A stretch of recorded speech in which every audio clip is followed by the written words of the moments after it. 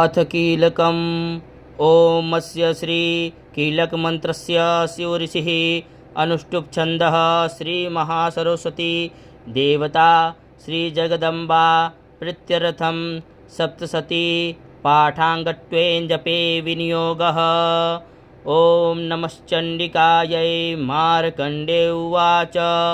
विशुद्धज्ञानदेहाय त्रिवेदी दिव्यचक्षुषे श्रेयः प्राप्तिनिमित्ताय नमः सोमार्धधारिणे।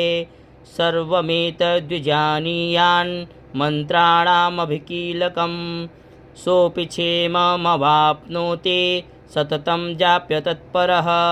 सिद्ध्यन्त्युच्चाटनादेन वस्तूनि सकलान्यपि एतेन स्तुतां देवे स्तोत्रमात्रेण सिद्ध्यते।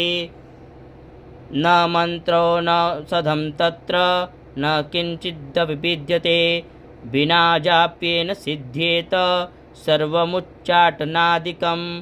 समग्राण्यपि सिद्ध्यन्ते लोकशङ्कामिमां हरः।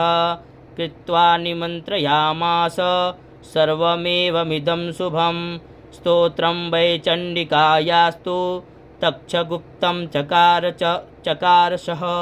समाप्तिर्न च पुण्यस्य तां यथावन्नियन्त्रणां सोऽपि क्षेममवाप्नोति सर्वमेवं न संशयः। कृष्णाभ्यां वा चतुर्दश्यामष्टाभ्यां वा समाहितः ददाते प्रतिगृह्णाते नान्यथैषा प्रसीदते।